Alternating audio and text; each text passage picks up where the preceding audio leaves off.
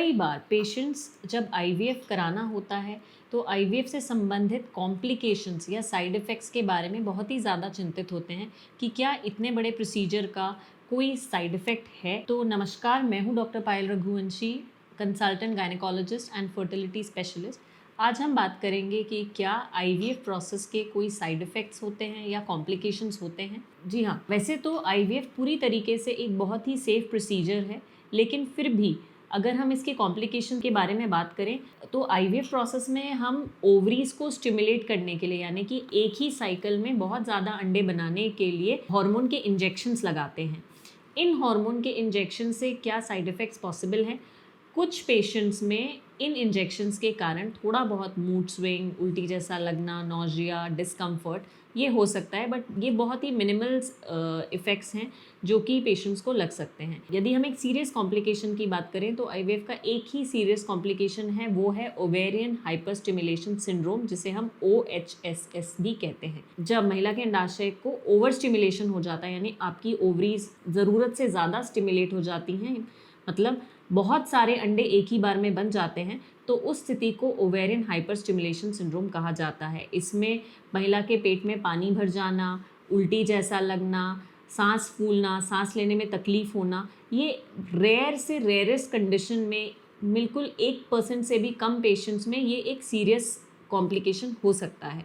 But आज की तकनीकी या आज की आईवीएफ की टेक्निक्स की यदि हम बात करें तो जो हमारा एंटागोनिस्ट प्रोटोकॉल जो अब हम यूज़ करते हैं, जब हम महिला को ट्रिगर देते हैं तो हम उसे HCG ट्रिगर के बजाय अगोनिस्ट ट्रिगर देते हैं, क्योंकि हमें पहले से ही पता होता है कि पेशेंट का ओवरीज ज़्यादा स्टिमुलेट हो रही है या एग्स बहुत ज़्यादा बन रहे हैं। तो उस ट्रिगर से हम इसको पहले ही प्रिडिक्ट कर सकते हैं और OHSS में जाने से बचा सकते हैं। लेकिन यदि फिर भी स्टिमुलेशन में ओवरीज ज़्यादा स्टिमुलेट हो जाती हैं तो ये कम्प्लीटली ट्रीटेबल है। बहुत ही कम केसेस में मॉनिटरिंग की ज़रूरत पड़ती है या आईसीयू एडमिशन की ज़रूरत पड़ सकती है। अब की टेक्निक्स को देखा जाए तो ऑलमोस्ट सारे सेंटर्स OHSS फ्री क्लिनिक हो गए हैं। सेकंड, क्या आईवीएफ के बाद बच्चे पे कोई प्रभाव होता है?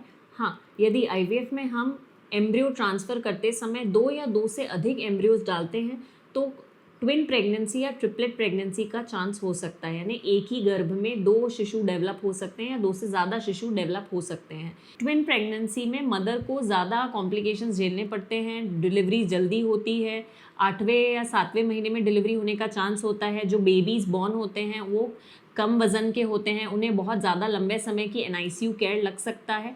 बट आज के यदि हम बात करें तो NICU केयर बहुत अच्छी हो गई है और बस ये हमें करना है, यदि ट्विन प्रेगनेंसी या ट्रिपलेट प्रेगनेंसी हो जाती है तो हमें बार बार अपने डॉक्टर को जल्दी विजिट्स लेनी होती हैं और मॉनिटरिंग पे रहना होता है।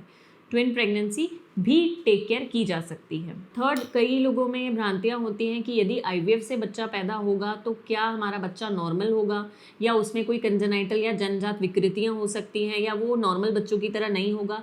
तो ये कम्प्लीटली मिथ है। अभी तक जो भी स्टडीज़ हुई हैं, आईवीएफ एक पुरानी टेक्निक हो चुकी है, लगभग 40 साल से आईवीएफ हो रहा है और अब जितना भी डेटा है वो यही कहता है कि बच्चा या नॉर्मल प्रेगनेंसी से हुआ हो या आईवीएफ तकनीक से हुआ हो, दोनों में जन्मजात विकृतियों का जो रिस्क है वो ऑलमोस्ट सिमिलर है। अब ये बातें क्लियर हो चुकी हैं कि आईवीएफ से पैदा हुए बच्चे बिल्कुल नॉर्मल बच्चों की तरह ही होते हैं। उनका growth, mental development, emotional quotient सब एक नॉर्मल बच्चों की तरह ही होता है। तो आशा करती हूँ आपको ये वीडियो आईवीएफ के कॉम्प्लिकेशन, साइड इफ़ेक्ट्स क्लियर हुए होंगे। यदि आपको कोई भी डाउट या कन्फ्यूजन है आईवीएफ से रिलेटेड तो आप कमेंट बॉक्स में ज़रूर मेंशन करें और इस वीडियो को लाइक, सब्सक्राइब, शेयर ज़रूर करें।